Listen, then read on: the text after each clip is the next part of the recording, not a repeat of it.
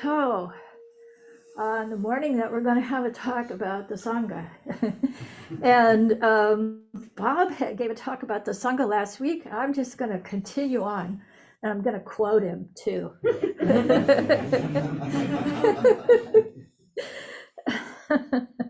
So to start off with this morning, we're going to revisit the Buddha's parinirvana story once more. These quotes are from a translation by Thanissaro Bhikkhu. When I saw the Blessed One's sickness, and this is Ananda speaking here, because the Buddha's getting old, he's been kind of sick, and he comes out of his hut one morning, and Ananda's sitting there, and Ananda, he has high anxiety, Ananda does. So he's all anxious about the Buddha's health, and this is what he says. When I saw the Blessed One's sickness, it was as though my own body became weak as a creeper. Everything around became dim to me, and my senses failed me. Yet I still had some little comfort in the thought that the Blessed One would not come to his final passing away until he had given some last instructions respecting the community. Is just like us. For many years, Ada Roshi guided this community, and we looked to her for the answer to every important question. When she retired, we felt adrift with no one to guide us forward. Ananda, too, is disturbed by this prospect. The Buddha answered him, saying, "What more does the community expect from me, Ananda? I've already set forth the complete Dhamma, the teaching, without making any of it hidden." And it was common in those days for teachers to have secret teachings. The Buddha did not have any secret teachings. I have no such idea that it is I who should lead the community, or that the community depends upon me. What final instructions would I have to give? I can imagine Ada Roshi saying exactly those words. She founded our temple and nurtured and trained and taught us for 27 years. Through the purchase and renovation of this building, through the ups and downs of the Sangha, through times of financial difficulty, through the construction of Gogoan, through Jukai's, Tokudo's marriages, funerals, conferences, meetings, and visits to and from Japan. What more could she give us? Now I am frail, Ananda, old, aged, far gone in years. This is my 80th year, and my life is spent. Even as an old cart, Ananda, is held together with much difficulty, so the body of the Buddha is kept going only with supports. Ada Roshi suffered a major heart attack in the fall of 2021 and had a quadruple bypass. Although she recovered, her body is kept going with many supports. This month, she will be 83. I don't mean to imply she is not energetic, because she certainly is, but she is far gone in years, which has its own challenges. Therefore, Ananda, be islands unto yourselves, refuges unto yourselves, seeking no external refuge. The Dhamma as your island, the Dhamma as your refuge, seeking no other refuge. What the Buddha is telling us here is that we must stop looking outside of ourselves for answers to our questions, for the impetus to move forward, for new ideas about how to grow the Sangha. Maturity in Zen practice means that one has internalized the teacher. One looks to the Buddha within. I have this picture on my wall at home. Some of you who have been to my house have seen it. It's of an arhat, a life-size statue that I saw in Japan, and he's pulling open his abdomen, and there's a Buddha within. I just really love that picture. So one looks to the Buddha within. So where does this leave us as a Sangha, as a community of practice, when our teacher has retired? In his talk last week, Bob said, I can say that in this place, we have been given the opportunity to cultivate an alternative way of being human in this world. A world in which the seeds of an alternative way of living can be nurtured and developed, and in the process, acknowledge and embrace our kinship with all beings. We need only diligently practice, as our teachers have taught us, to make it so. What have our teachers taught us? What Dharma is transmitted? Well, first of all, we learn the forms and practice positions. We learn the forms the first time we come to the Zendo, and the practice positions support practice, as Steve here has been doing today by being the Kokyo and Doan, and Kai has been doing by being Jisha. When I spoke about the lineage several weeks ago, I said that although a teacher transmits the lineage to their students, the lineage is held by the Sangha. Without the Sangha community, there is no Zen practice. And how do we hold that lineage? Bob said, learning the forms of our practice as they have been passed down to us is a way to express gratitude to all those who practiced before us and passed this way forward from generation to generation so that we can practice today. Learning and enacting these forms allows the wisdom and experience of our Zen ancestors to be a part of our practice today. And when you go back and read Dogen Zenji and his instructions for practice, you'll find that our practice differs little from the way he instructed us to practice. We hold the lineage by paying attention and participating fully during ceremony, by learning when we should bow and when we shouldn't, when we should gasho and when we shouldn't. We hold the lineage by doing that. We hold the lineage by learning practice positions, as Amir did today by playing the han and the bell, as Bob did before Zazen this morning, by learning how to be chant leader, by playing the drums and bells during chanting, by instructing newcomers in the forms, by teaching a form to a Zen friend, by serving as retreat manager during a long retreat, by assisting the Tenzo in the kitchen and learning the intricacies of cooking and serving food in the Zen tradition. We hold the lineage by attending work parties to maintain our place of practice. We hold the lineage by cleaning toilets and vacuuming the rug. We hold the lineage by cleaning the altars and arranging the flowers.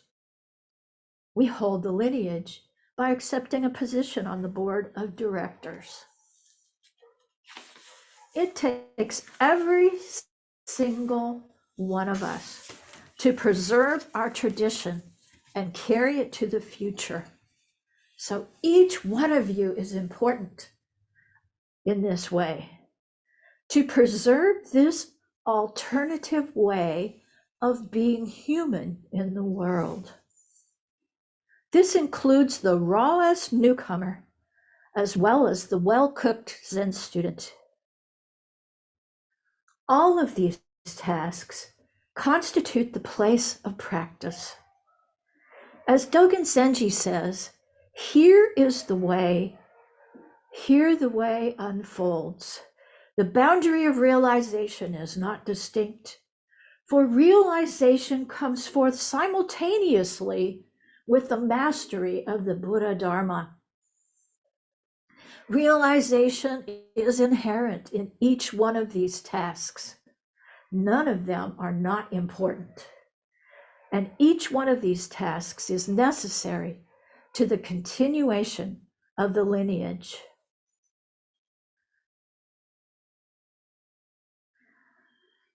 Zazen is one of the things that has been transmitted to us. When I was given transmission as a teacher, Edo Roshi said that Niho Roshi had told her to just teach Zazen, not Buddhism, just Zazen. As I worked with students in my own Zendo, I came to understand the wisdom of that advice. Zazen is the heart of our practice, the fire of transformation that leads to awakening. Nothing more is needed. Edo Roshi also said that a complete practice includes daily Zazen in the morning, a one-day retreat each month, and a longer retreat at least once a year. In the absence of a teacher, the Sangha can support each one of these offerings by attending and filling practice positions for morning practice and retreats. The next time you come to a one-day retreat, be attentive to all the work to support the retreat that is taking place around you and vow to become a supporter. We will need the support of all of us to maintain these offerings. Just an aside here, Zoom is very convenient, and it's really wonderful for people who are too far away to come to practice in person. But you can't be a doan or ring the bell if you're on Zoom. An alternative way of being human in the world is not convenient. If you are here in town, please bring your body to the Zendo, if at all possible.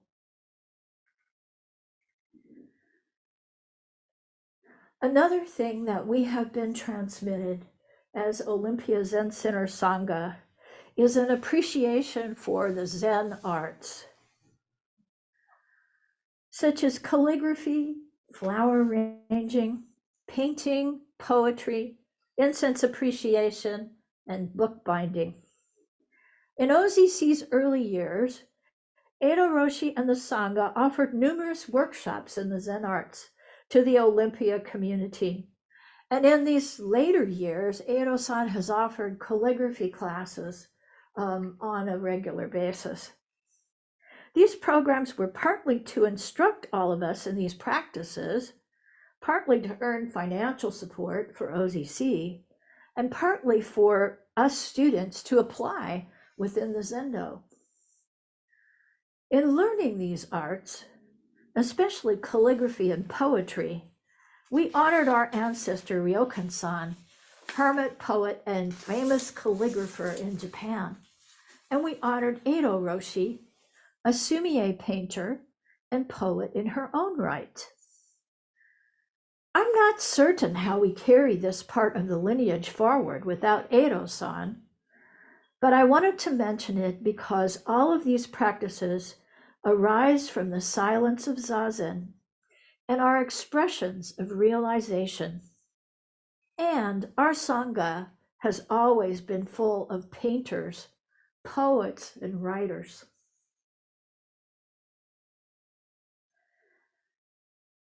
Another thing that has been transmitted to us is caring for the land. From the beginning of OZC's occupancy of this property, we have honored the spirits of the land. This is a legacy from Edo Roshi and a part of our lineage. A member of the Nisqually tribe took part in the dedication of the Zendo when we first opened it, blessing the land. We chant gratitude to the spirits of the land each morning at the end of morning ceremony. We are always aware of their presence. We planted hundreds of plants in front of the lake to protect the wetlands when we first moved in.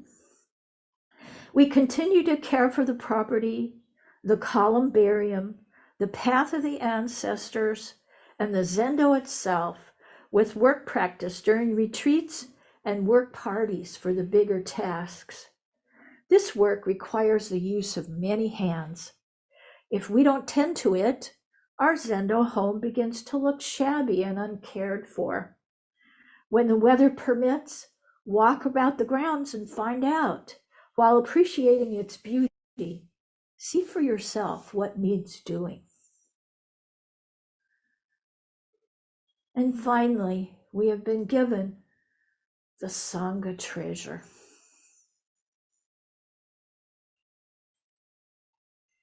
I'm smiling under here. I'm looking at all of you and I'm smiling. These are the dharmas that we have been given. A temple, this building, but it's much more than just a building. The ancient forms of practice, so old, it's just hard for me to grasp how far back in time our practice goes. Zazen, an appreciation for the Zen arts, and a history of caring for the land. There's much more that I could have included. And what gifts does the Sangha contribute? One of the Sangha treasures is the companionship of like-minded people who are also dedicated to the spiritual path and sit shoulder to shoulder with us in the Zendo. Cultivating an alternative way of being human in the world is not easy. The path of Zen can be very lonely when old friends and family do not understand our spiritual dedication. In the intimacy of Sangha, we may not always get along. We may not even like each other. But if we abide by the precepts and are truthful with each other and care for each other, someone with whom we have difficulties may become a cherished companion and a source of support. As a group, we are more powerful, both in the Zendo and in the world. We take care of each other through life's challenges, which are myriad, and encourage each other to new heights. We practice virtue by studying the precepts and acknowledging our errors in the ceremony of Sangha. We raise the energy of chanting and ceremony and destroy our personal preferences with Bodhisattva practice in the world. We do our best to foster peace and harmony within the Sangha, especially when issues arise that might create separation between us. We acknowledge and cherish each unique individual among us. And through Zazen, as Bob said, we began to see that we are less human beings and more human becomings. Karen Armstrong, in her book Buddha, says, the Sangha is one of the oldest surviving voluntary institutions on earth.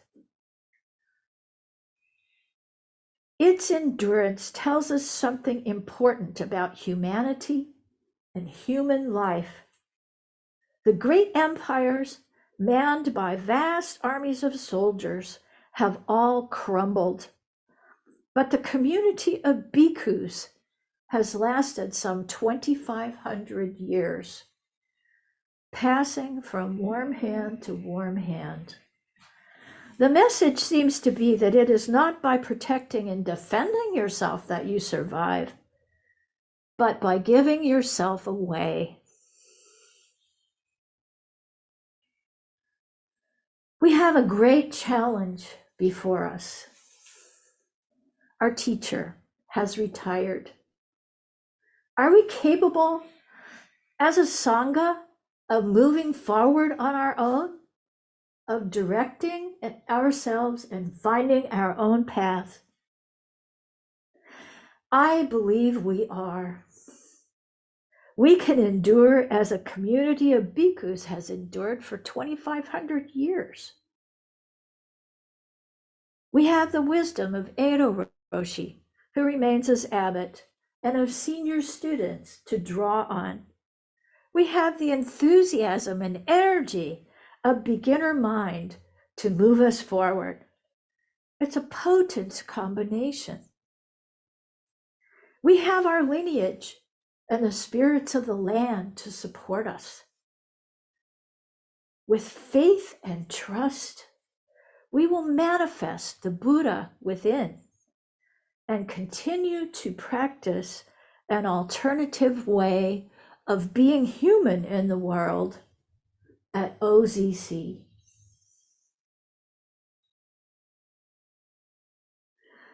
Bob has invented a new meme. I think we should use that as our tagline.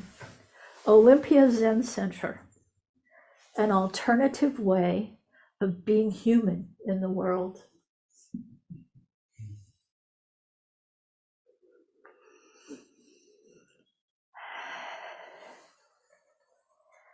Therefore, Ananda, be islands unto yourself, refuges unto yourselves, seeking no external refuge, with the Dhamma as your island, the Dhamma as your refuge, seeking no other refuge.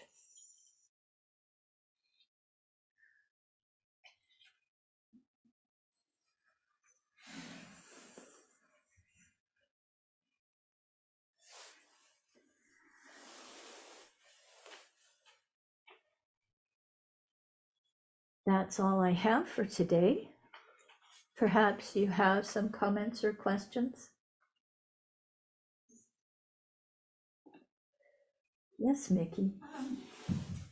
In relation to the arts, our Dharma sister, Allison Essen, was opening an exhibit at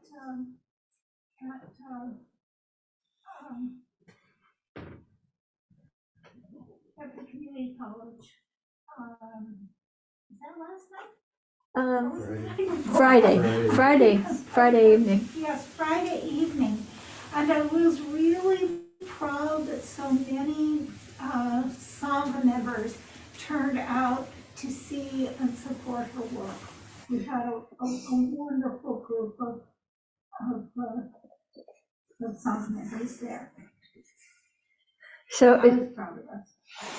So did you hear that? Okay. How long is Allison's work on display at SPSCC? Her exhibit lasts until toward the end of this month. I think it ends like the last Monday in April. But yeah, and the gallery hours are not terribly convenient. I think they're open from like noon to 4 or something like that. But it's definitely worth checking out if you can go. Yeah. She's not the only artist exhibiting. No, there are several other artists. Several artists. Yeah. Hers is all in one little corner.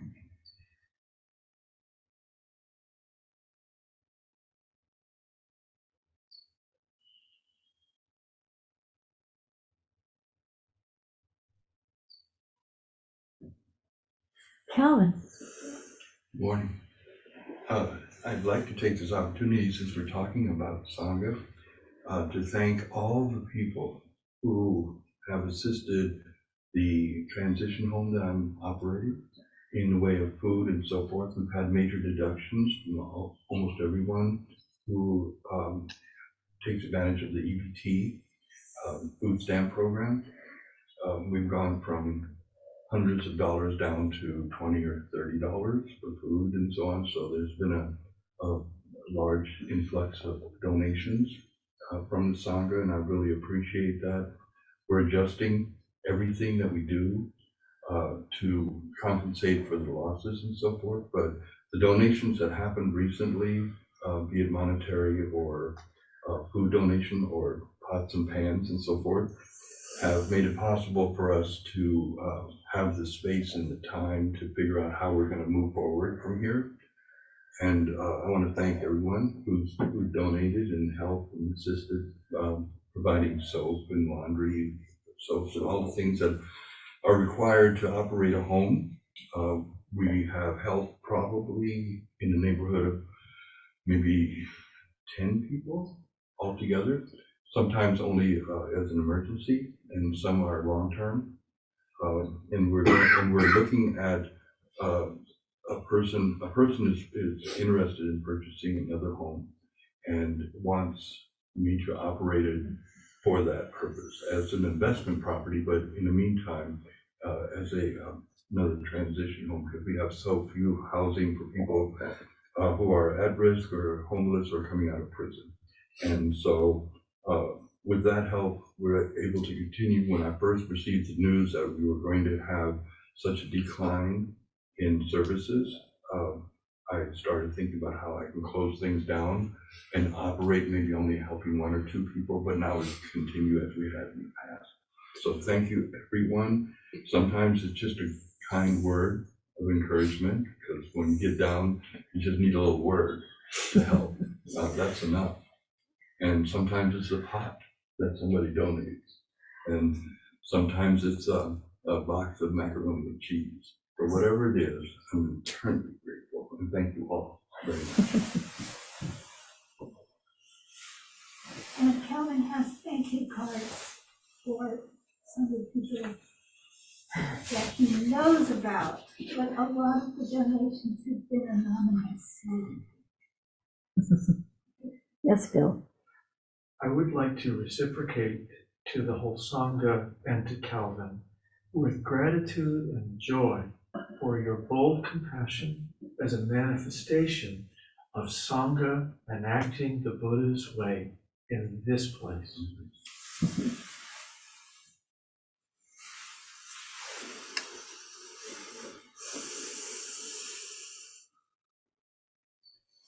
Cynthia?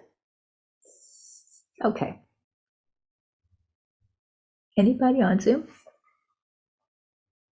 All right. I have a question. Yes, Karen. It's unformed, really, so we'll just see what comes out. Okay.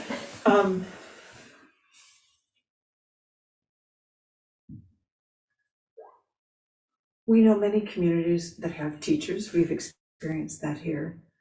I am aware of communities that have visiting teachers, for example. What would a community look like, or what is lost in a community potentially without a teacher on, regularly visiting, or, I don't know if that makes any sense. Of course, we're blessed to have you. Jikyo on. I don't mean to, circumvent your presence. Well, I think what's lost without a teacher is a certain kind of vision for the community. I know that Edo-san always has had a vision of, and that was the thing that attracted me to her as a teacher in the first place, was the fact that she had a vision for the community. And And I think, and it's not that the Sangha can't do that, but it comes from when you have a realized person who is your teacher, it comes from a deep spiritual place, and it has a manifesting energy that is not necessarily present otherwise. That's what I mean, like Reverend Jikyo Kennett, and how she manifested a huge number of temples, you know. I mean, and there are other individuals that you can point to that have done that. So, and this is not always present in a teacher, I have to say, but that's what I think ultimately a teacher brings to a Sangha, is that spiritual energy that just produces things like this building.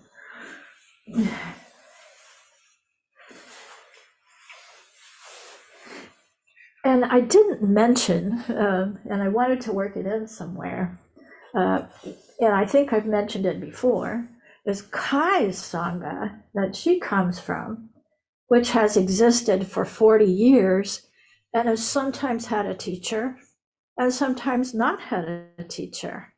But the Sangha remains. Teachers come and go, but the Sangha remains, and the Sangha continues to carry the practice forward. So that's a really good example of what can be done.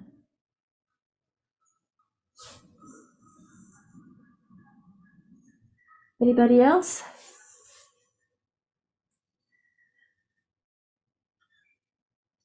Kelvin's story made me think that one of the things I see in this Sangha is advocacy and wanting to join together to make a difference on things in our community and the world, and I appreciate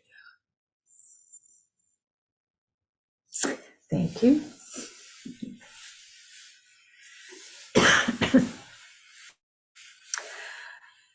If anyone's ever interested in asking me questions about like my Sangha, in Charleston Zen meditation group, feel free. I'm open to like answer and kind of let you know what I know. I've not been with them since the 80s, obviously, but you know, they've told me it's different history, and one of my friends specifically has said that if anyone ever has questions about the practice, he's really willing to, you know, talk to them. Thank you. All righty then.